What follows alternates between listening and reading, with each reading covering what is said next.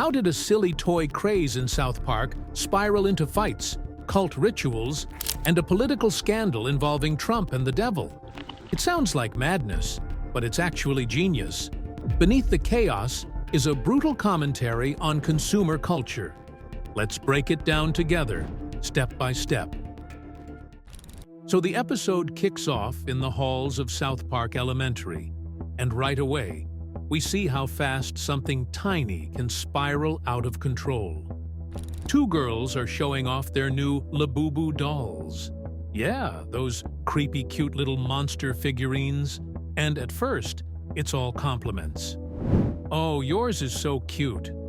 "No, yours is adorable." You know how it goes. But then the claws come out. One girl hints that the other's doll is fake, and before you know it, they're throwing insults and fists start flying. And honestly, the funniest part is how normal this feels in the South Park universe. The boys aren't even surprised. They're just standing there like, "Yup, seen this before." Because apparently, these Labubu fights are a regular thing, which, if you think back, is actually pretty spot on. I mean, kids have always gone to war over toys. Pokemon cards, Yu-Gi-Oh battles, Tamagotchis. If you grew up in the 90s or 2000s, you probably remember someone getting sent to the principal's office because they lost their Charizard. That's exactly what South Park is satirizing here. Labubu dolls are just the latest thing, but the point is the same. Consumerism starts early. It's not just about having fun with a toy, it's about status. Who's got the rare one? Who's got the real one? And of course, who's left out? So when the fight lands the girls in the counselor's office, except, surprise, it's not Mr. Mackey anymore. It's Jesus sitting in that chair. You already know this episode is going somewhere wild. He's trying to calm them down with scripture, but no one's listening. To the kids, these toys are everything. And honestly, that's the satire right there. When consumer products hold more power than authority figures, even Jesus can't compete. But before we keep going, it's worth asking, what even is a Labubu? Because these little monsters didn't just come out of nowhere. They actually started back in 2015 when a Hong Kong artist named King Lung created a series called The Monsters. At first, they were just small figurines. Then, in 2019, a collab with Pop Mart sent them skyrocketing in Asia. And the big push into the West? That came in 2024, when Blackpink's Lisa posted about her Labubu collection to her 100 million followers. After that, it was game over. Everyone wanted one. So yeah, when South Park pokes fun at these toys, they're not making it up. They're parodying a real trend that blew up worldwide. And it doesn't stop with just the kids. Pretty soon, one of South Park's most innocent characters gets dragged into this whole craze. And the way he falls into it? Man, it's the perfect setup for what comes next. And of course, if there's anyone who's going to get swept up in all this, it's Butters. Poor Butters can't catch a break. While the other kids are already fighting and flexing their Labubus, he gets pulled into it in the most Butters way possible, through his crush. Red walks up to him in the sweetest way, asking if he's free this weekend. Naturally, Butters is over the moon. She invites him to her birthday party, and to him, that basically means they're dating now. That's just how his brain works. An invite equals a relationship. And before he can even process that, she hits him with a wish list. And yeah, at the very top, a Labubu. Now, you can see where this is going. For Butters, it's not about the toy. It's about proving himself. It's about showing Red he's worthy. And that's the satire. South Park is showing us how consumerism slips right into something as personal as love. Instead of genuine affection, it becomes about the right purchase. If you don't buy the thing, you're not good enough. And honestly, Who hasn't seen this play out in real life? From Valentine's Day roses that triple in price, to engagement rings that jewelers guilt you into financing for 3 years. Society constantly pushes the idea that love has a dollar sign attached to it. South Park just cranks that reality up to 11 by having Butters sprint headfirst into the trap. And what makes it even funnier is how oblivious he is. After all the years of being used by Cartman, you'd think he'd recognize manipulation by now. But nope, Butters is still Butters. He can't see that Red is basically dangling affection like a carrot on a stick. All he knows is that he needs to find this rare doll, no matter the cost. And that's when the story takes its next turn. Because when Butters shows up at City Walk, it's not City Walk anymore. It's something else entirely. And what happens there? That's where the episode really starts digging into how consumerism doesn't just shape kids. It reshapes entire businesses. So Butters strolls into City Walk, ready to buy this doll, and instantly realizes something's off. The place doesn't even look like a restaurant anymore. The noodles, the takeout boxes, the soy sauce packets, it's all gone. Instead, the whole place has been turned into an Asian pop-up toy store. Shelves stacked with collectibles, mystery boxes piled to the ceiling. City Walk isn't City Walk anymore. It's basically a shrine to consumer fads. And the way Mr. Lou Kim explains it is peak South Park. He tells Butters, "Walk is dead." He's mixing up woke with walk. But that's the joke. The deeper point is that he doesn't even sell food now. He's chasing whatever the next trend is. Forget running a stable restaurant. That doesn't matter if you can make more money off the latest toy craze. And honestly, you can see the real-world parallel instantly. Businesses do this all the time. One trend hits big. Funko Pops, Squishmallows, even fidget spinners. And suddenly, stores that had nothing to do with toys are selling them at the counter. It's not about what they're good at, it's about what's hot. And South Park nails how ridiculous that looks by turning an old Chinese restaurant into a hype shop for Laboobas. Butters, of course, doesn't even think twice about it. He's laser-focused on finding Red's perfect gift. So, when Lou Kim explains that the only way to get a rare Labubu is through one of these mystery boxes, Butters is all in. And here's where the episode shifts from just parodying fads to going after something much bigger. The way consumerism is designed to keep people spending. Because these aren't just toys. They're blind boxes. You don't know what's inside until you open it. And that randomness? That's the hook. It's gambling dressed up in colorful packaging, marketed to kids and families. Companies have been pulling this move for decades, from Cracker Jack prizes to Pokemon booster packs. South Park is just ripping the mask off and showing it for what it really is. So Butters is standing there at City Walk, sorry, Asian pop-up shop, with his eyes locked on these mystery boxes. Lou Kim explains how it works. You don't get to pick your Labubu. You buy a box, you open it, and you pray you got the one you wanted. And of course, that one box isn't cheap. $85 for a toy. Now, to us, it's hilarious. But to Butters, this makes perfect sense. Red wants a rare Labubu, so he's got to cough up the money. He buys one, rips it open, and nope, wrong one. He's crushed.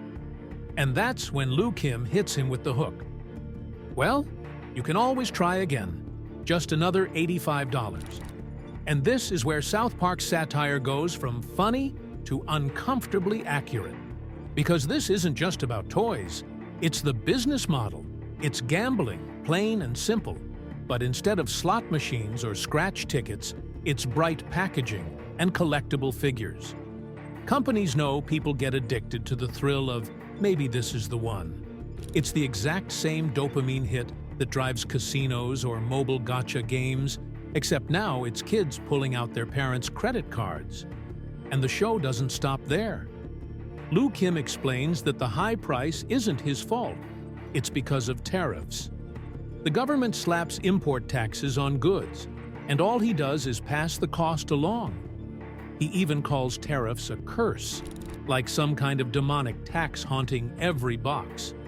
And honestly, it's the most South Park way possible to explain basic economics. The store pays more, so the customer pays more, and the cycle just keeps rolling downhill until the broke little kid at the counter is the one getting crushed. Butters, of course, doesn't see any of this. To him, it's not a scam. It's a mission. He has to get rid this doll, no matter how many boxes he has to open. And while he's digging himself into debt, the show is making its bigger point. Consumerism always finds a way to disguise exploitation as entertainment. You think you're just having fun, when really, you're paying to lose over and over. And the best part? This storyline doesn't even stay contained in South Park. While Butters is gambling away his allowance for a crush, the episode cuts to something even wilder happening on the national stage, and it makes the whole consumerism theme hit even harder. We flip on Fox News, and the first thing you notice is the lineup of diverse reporters, which is South Park's way of showing tokenism at its finest. It's literally one black reporter who can't even get a word in while everyone else steamrolls the conversation. Classic South Park subtlety, right? Then the real kicker. They bring up Trump. Not his policies, not some scandal we've already heard about, but whether or not he's actually Satan. And the way Fox spins it is hilarious, because no matter what he says, they find a way to defend him. Trump denies the accusation, but the reporters are whispering, "Oh yeah, he's definitely Satan." What a stud. And the satire is clear. Politics has become its own form of consumerism. It doesn't matter if the product makes sense, as long as you can package it and sell it to an audience. The episode keeps cutting back and forth between South Park's Labubu craze and this DC drama, and that's not an accident.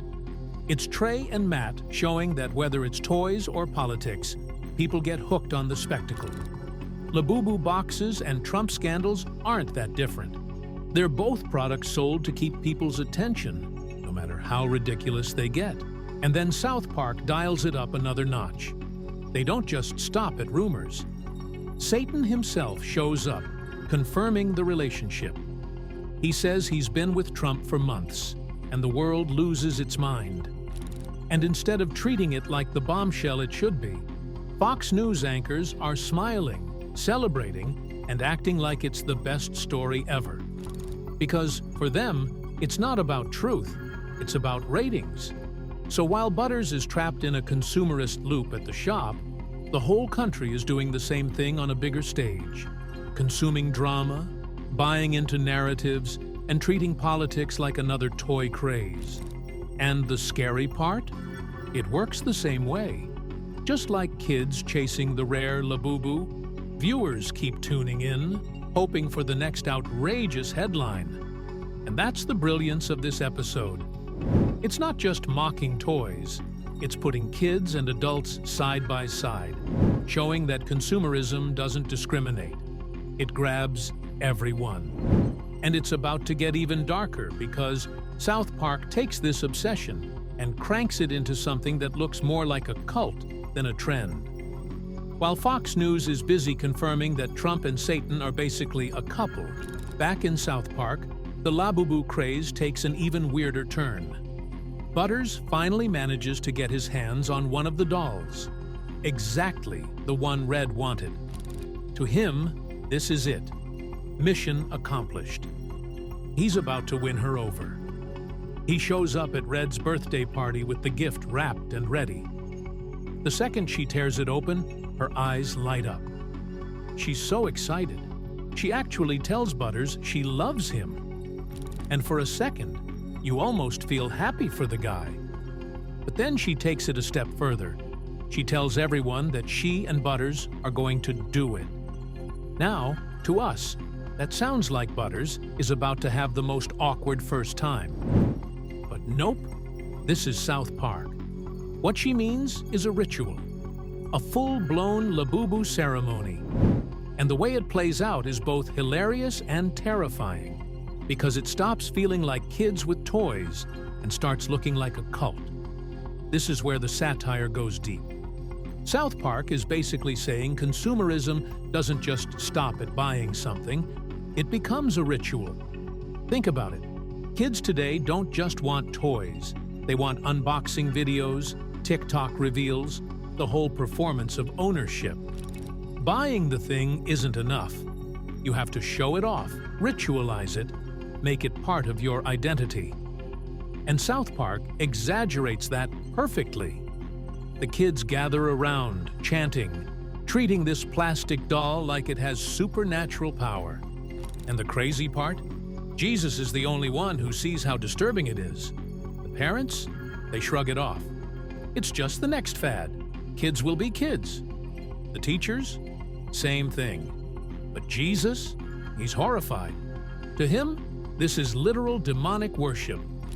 And honestly, that's the punchline. Because even though South Park is exaggerating, it doesn't feel that far off. Think about Pokemon Mania back in the day, or even sneaker drops now. People camp out overnight, treat products like holy relics, and fight anyone who gets in their way. It's not just buying, it's worshiping. So now Butters is stuck in something way bigger than he realized. What started as an innocent crush has turned into a full-blown ritual of possession. And just when you think it can't get more insane, South Park throws in the next twist. So while Butters is tangled up in this labubu ritual, we jump back to City Walk. Well, City Shop now, where Jesus confronts Lou Kim. He's had enough. He straight up tells him, "These toys are cursed. You're corrupting the kids." And Lou Kim? He doesn't even argue, he agrees. Yes, they cursed. You know what curse is called? Tariff. And it's such a classic South Park move. They take something boring and political, like import taxes, and make it sound like a literal plague. Lou Kim explains it perfectly in his own ridiculous way. The government slaps a tariff on the product. The importer passes it down to the wholesaler. The wholesaler passes it to the retailer. And by the time it lands in South Park, the customer is the one paying the price. It's like a chain reaction of misery, and the final curse always lands on the buyer. And if you've ever bought anything that suddenly costs way more than it did last year, you know exactly what they're poking at here. Tariffs don't punish the companies, not really.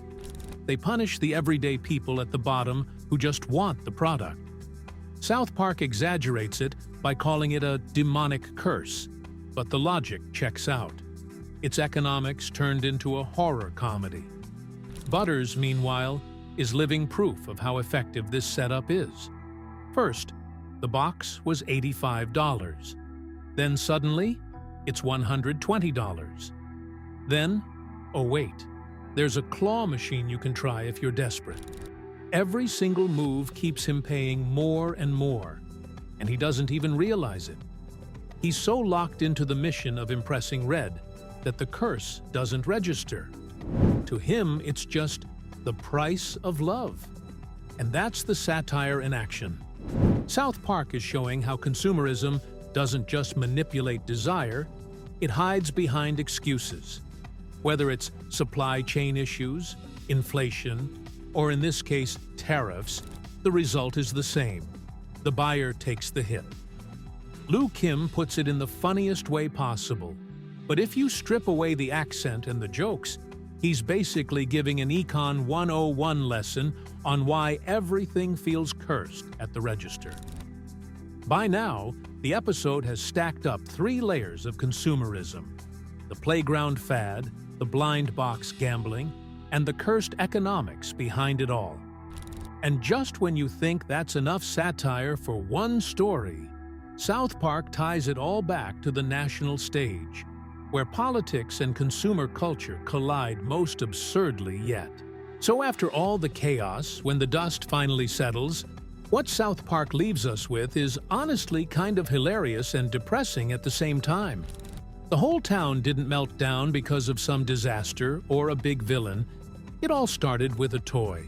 A tiny piece of plastic, hyped up on TikTok and playground drama, was enough to spark fights, weird rituals, and what looked like the end of days. Only in South Park, right? But that's the genius of it. The show's not just joking about dolls, it's showing how consumer culture runs the show in our real lives too. We laugh at the Labubu craze, but then you remember people literally trampling each other on Black Friday, or camping out overnight just to grab a pair of sneakers. Same energy. Promise people something rare, something exclusive, and boom, you can control their behavior. And the way they tie that into the Trump-Satan plot? Perfect. On paper, those two storylines couldn't be more different, but in the end, they're basically the same joke. Consumerism doesn't care what it's selling. Toys, scandals, outrage, even politics. It all works the same way. If people are paying attention, somebody's cashing in. So when Jesus finally bans Labubus and TikTok at school, it doesn't land like a win. The kids moan like he just ruined their lives, and you instantly know this isn't the end. Because even if Labubus disappear tomorrow, something else is waiting right around the corner to take their place. That's the final punchline. The cycle never stops. South Park wraps it all in absurd comedy, but the message sticks. You, me, all of us. We're caught in the same loop, always chasing the next big thing, always buying in. That's the chaos wrapped up. But here's the real question. Was this just another South Park gag? Or did they actually nail how consumerism runs our lives? Drop your thoughts below, hit like, and subscribe for more deep dives.